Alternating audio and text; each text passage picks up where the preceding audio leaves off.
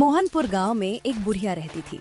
भले ही उसके बाल सफेद हो चुके थे, पर दिमाग में बुद्धि की कोई कमी नहीं थी। जीवन में आई हर मुश्किल को वो अपनी बहादुरी और बुद्धिमानी से हरा देती थी। इसलिए गांव वाले उसे चतुर बुढ़िया कहते थे। एक दिन बुढ़िया अपने घर में खाना बना रही थी। तभी गांव की एक लड़की झूमर उसके घर आई। अम्मा, भले ही आपकी उम्र हो चुकी है, पर आपकी हड्डियां अभी भी मजबूत हैं। आप कितना तेजी से काम करती हैं। करना पड़ता है बेटी, मेरा काम और कौन करेगा। मेरे बच्चे तो है नहीं और पति भी परलोक सिधार गए। झूमर चुप हो जाती है, फिर बुढ़िया से कहती है, अच्छा अम्मा, लोग जो आपको चतुर बुढ़िया कहते हैं, इससे आपको बहुत मजा आता होगा, है ना? ये तो लोगों का प्यार है, वरना चतुराई तो हर इंसान में होती है। फिर भी आप जैसी बुद्धि किसी भी गांव वाले में नहीं है।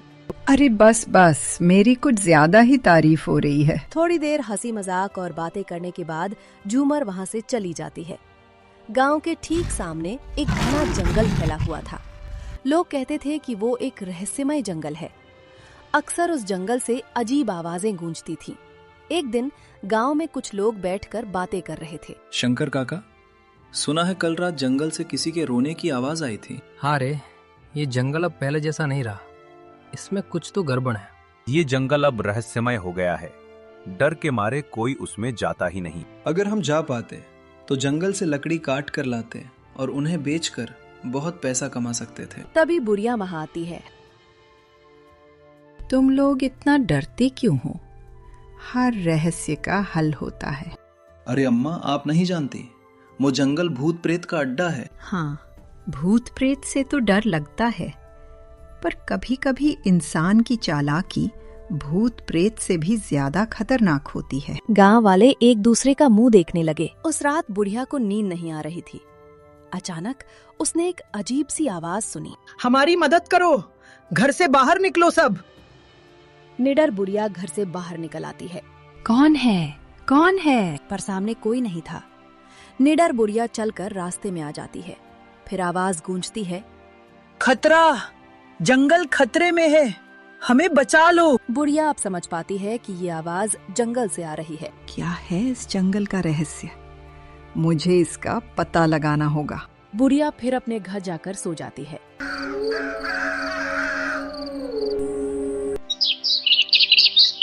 अगले दिन सुबह होते ही गांव में लोग कल रात की घटना को लेकर बातें करने लगे।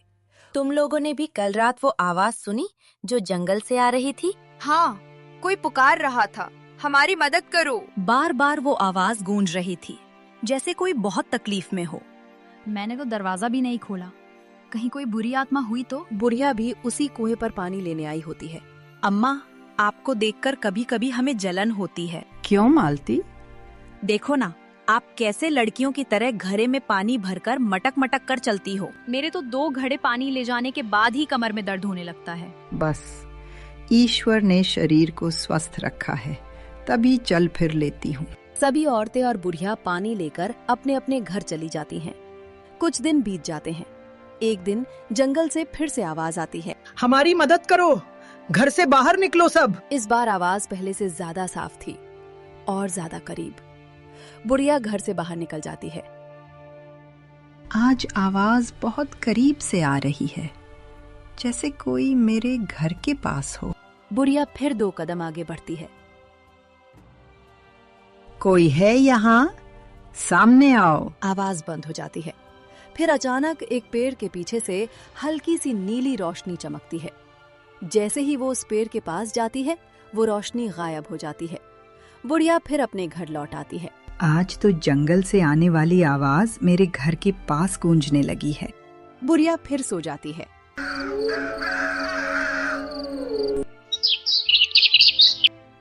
अगली सुबह बुढ़िया जंगल के पास से गुजर रही थी।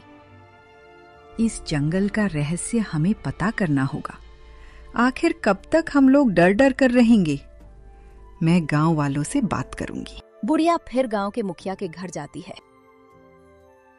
मुखिया जी, आपको तो पता है कि पास के जंगल से अक्सर अजीब आवाजें आती हैं, जिस वजह से लोग डरे हुए हैं। हाँ अम्मा, ये एक रहस्यमय जंगल है जिसका रहस्य आज तक उजागर नहीं हो पाया है। मुखिया जी, हमें इस जंगल के रहस्य का पता करना होगा। वो कैसे? जंगल में जाकर। कैसी बात कर रही हैं अम्मा? लोग तो आवाज सुनकर ही डरे हुए हैं। ऐसे में जंगल में जाकर उसका रहस्य जानने की हिम्मत कौन करेगा? हम गांव वाले इकट्ठा होकर जाएंगे। डरने की कोई बात नहीं है। आप गांव वालों से बात कीजिए। मैं किसी को उस जंगल में जाने के लिए नहीं कह सकता। मैं खुद भी उस जंगल में कभी नहीं जाऊंगा। तभी मुखिया की पत्नी सरला वहाँ आती है। ये एक रहस्यमय जंगल है अम्मा, उसे रहस्यमय ही रहने दीजिए। हम उसका रहस्य जानकर क्या करेंगे? सरला बहू, इस जंगल में अनगिनत पेड़ हैं जो एक अच्छा संसाधन बन सकते हैं, पर डर के मारे कोई जंगल जाता ही नहीं। आपकी बात सही है अम्मा, पर लकड़ी के लिए गांव वाले अपना जीवन खतरे में तो नहीं डाल सकते। बुढ़िया निराश होकर मुखिया के घर से चली आती है। बुढ़िया फिर अकेले जंगल में जाकर उसका रहस्य पता करने का फैसला करती है। अब मैं खुद जाकर उस जंगल का रहस्य पता करूंगी। फिर एक दिन बुढ़िया अकेली ही जंगल की ओर निकल पड़ती है। रास्ते में उसे झूमर मिलती है। अम्मा, इधर कहाँ जा रही हो? विमला के घर। सुना है वो बीमार है, उसे देखकर आती हूँ। हाँ, विमला मासी कुछ दिनों से बीमार है। कल माँ भी उसे देखकर आई थी। विमला का घर जंगल के बिल्कुल पास है, इसलिए झूमर को शक नहीं हुआ कि बुढ़िया जंगल की ओर जा रही है। झूमर फिर अपने रास्ते चली जाती है। अच्छा हुआ मैंने किसी को कुछ नहीं बताया, वरना लोग मुझे जंगल जाने नहीं देते। पर मैं ठहरी निडर और चतुर बुढ़िया हूँ, मुझे किस चीज का डर। बुढ़िया फिर जंगल में पहुँचती है। जंगल के अंदर घुसते ही उसे कुछ अजीब चीज दिखाई देती है। पैरों पर अजीब निशान बने हुए थे, जैसे किसी ने जानबूझकर बनाए हों। ये निशान इंसान के बनाए हुए लगते हैं, पर ये कोई साधारण बात नहीं है। जरूर इसके पीछे कोई रहस्य है। तभी पीछे से आवाज आई। अम्मा, आप यहाँ क्या कर रही हैं? बुढ़िया मुड़ी। वहाँ एक युवक खड़ा था। तुम कौन हो और इस जंगल में क्या कर रहे हो? मेरा नाम अशोक है, पर आप जल्दी से जंगल से निकल जाइए, यहाँ खतरा है। गांव का कोई भी इस जंगल में नहीं आता। आपने यहाँ आने की हिम्मत कैसे की? अगर जंगल में खतरा है तो तुम यहाँ क्यों आए हो? अम्मा, वह मैं। अशोक सच बताने से कतराने लगा। बताओ अशोक, तुम इस जंगल में क्यों आए हो? क्या रहस्य है इस जंगल का? बुढ़िया के सामने अशोक कमजोर पड़ जाता है और सच बता देता है। मैं शहर से आया हूँ, इस जंगल में लालच में आया हूँ। किस चीज का लालच? खजाने का। सुना है इस जंगल में खजाना छुपा है, मैं उसे ढूंढने आया हूँ। ये सुनकर बुढ़िया चौंक जाती है। चलो, मैं भी तुम्हारे साथ उस खजाने को ढूंढती हूँ। अम्मा, आप नहीं, आप लौट जाएं। जंगल में सच में कोई खतरा हो सकता है। ज्यादा बातें मत करो, तुम किसी खतरे से कम हो क्या? जंगल में चोरी के इरादे से आए हो, मुझे अपने साथ ले चलो। अशोक फिर बुढ़िया को लेकर आगे बढ़ने लगता है। कुछ दूर चलने के बाद उन्हें एक पुरानी बड़ी झोपड़ी दिखाई देती है। झोपड़ी का दरवाजा आधा खुला था। चलो अम्मा, अंदर देखते हैं, खजाना इसी झोपड़ी में हो सकता है। सावधान रहना, झोपड़ी में और भी कुछ हो सकता है। जैसे ही वे दोनों झोपड़ी के अंदर गए, दरवाजा जोर से बंद हो गया। ये क्या हुआ? दरवाजा बंद कैसे हो गया? जो यहाँ आया कैद हो गया, यहाँ से कभी निकल नहीं पाएगा। अशोक डर गया, लेकिन बुढ़िया शांत रही। अम्मा, अब क्या होगा? हम इस झोपड़ी से बाहर कैसे निकलेंगे? अब क्यों डर रहे हो? जंगल में खजाना लेने आए थे ना, मिल गया खजाना। अशोक घबराहट में कांप रहा था। डरो मत, डरने से कुछ नहीं होगा। उस कोने में चलो। दोनों झोपड़ी के कोने में जाते हैं। वहाँ काले कपड़ों में एक आदमी बैठा था। उसके चेहरे पर नकाब था। उसके सामने एक जोड़ी जूते रखी थी। तुम लोगों ने मेरी शांति भंग की है। तुम दोनों इस झोपड़ी में किनसे पूछकर अंदर आए? अब तुम दोनों यहाँ से बच के नहीं जाओगे। कौन हो तुम? मैं इस जंगल का मालिक हूँ, या यूं कहो जंगल का रक्षक हूँ। जंगल का मालिक? पर हमें किस जुर्म में यहाँ कैद करके रखा है? जंगल में आने के जुर्म में। इस रहस्यमय जंगल में कोई नहीं आता। तुम दोनों ने यहाँ आने की हिम्मत कैसे की? अचानक झोपड़ी का दरवाजा खुल जाता है। तुम लोगों की किस्मत अच्छी है, जल्दी से यहाँ से भागो। बुढ़िया और अशोक तेजी से झोपड़ी से निकलते हैं और जंगल से बाहर जाने लगते हैं। तभी बुढ़िया की नजर जमीन पर पड़ती है।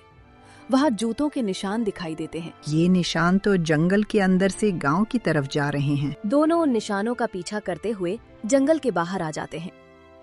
देखो अशोक, ये निशान हमारे गांव के रास्ते पर भी जा रहे हैं। हाँ अम्मा। अब बुढ़िया को उस नकाबपोश पर शक होने लगता। अगर वो कोई भूत प्रेत या रक्षक होता तो इंसानों की तरह जूते पहनकर नहीं चलता। अशोक, हमें दोबारा उस झोपड़ी में जाना होगा। कैसी बातें कर रही हो अम्मा? मैं फिर से उन भूत प्रेतों के बीच नहीं जाऊंगा। खजाना पाने का मेरा लालच अब खत्म हो चुका है।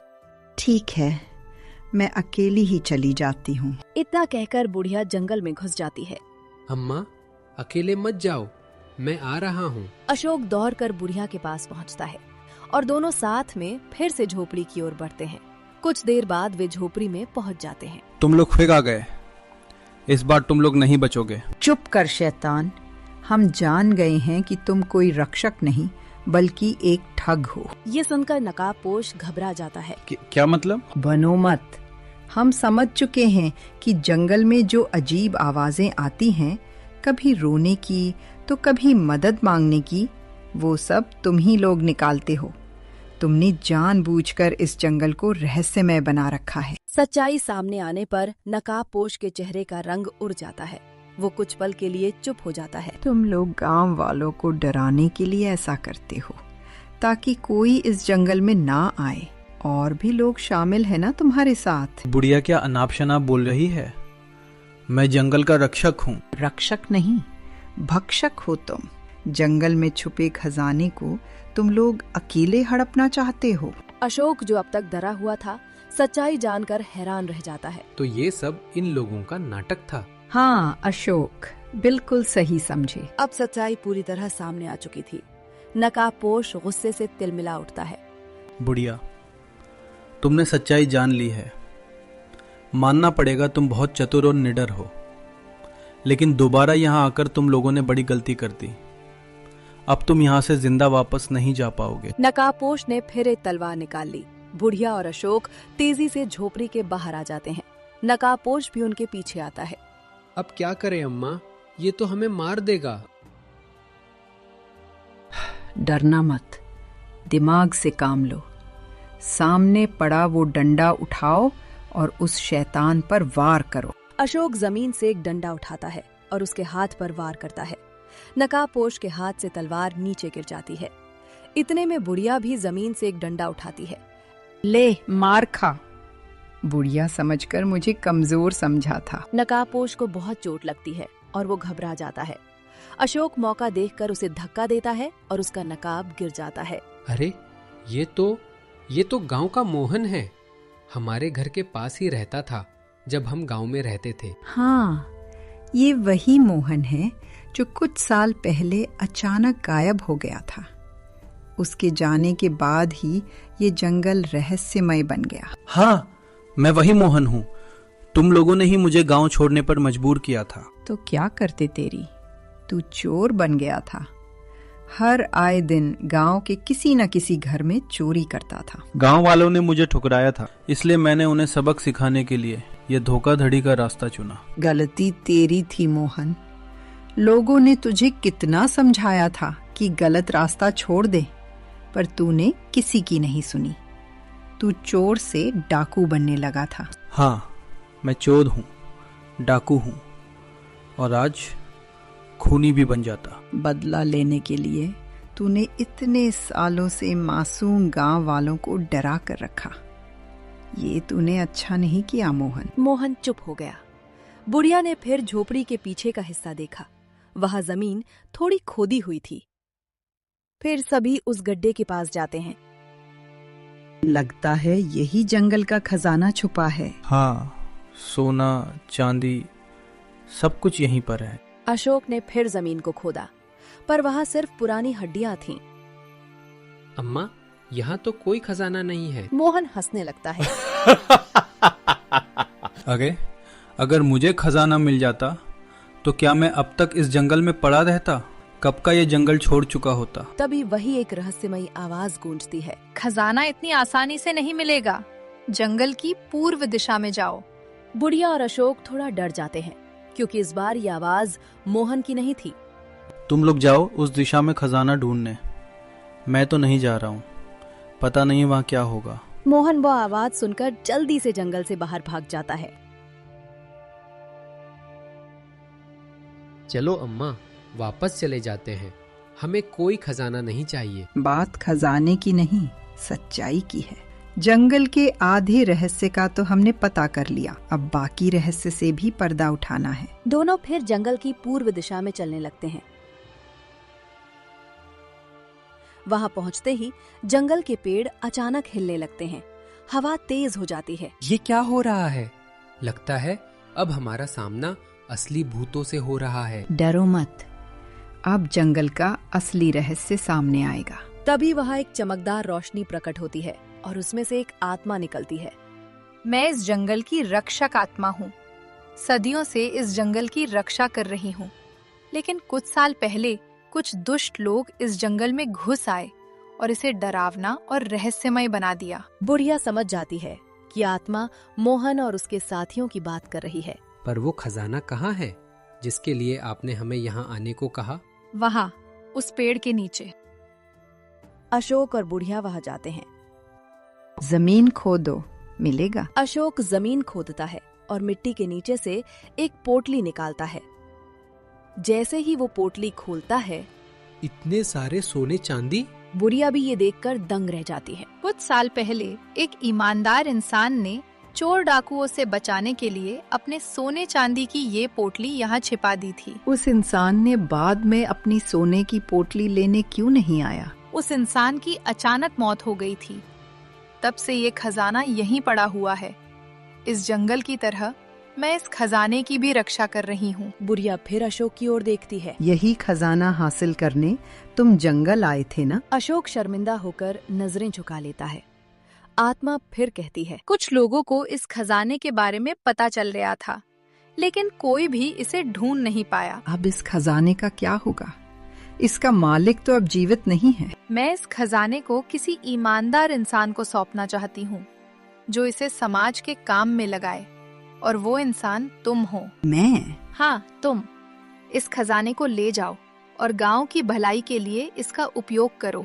बुढ़िया और अशोक खजाना लेकर जंगल से बाहर निकलने लगते हैं। झोपड़ी के पास पहुंचकर वे देखते हैं कि झोपड़ी टूटी फूटी पड़ी है और वहाँ कोई नहीं है। लगता है मोहन और उसके साथी जंगल छोड़कर भाग गए। अच्छा ही हुआ, वरना गांव वाले उन्हें पीटते। उनकी सच्चाई जो सामने आ गई। बुढ़िया और अशोक गांव लौटते हैं। बुढ़िया गांव वालों को सारी बात बताती है। सब सुनकर हैरान रह जाते हैं।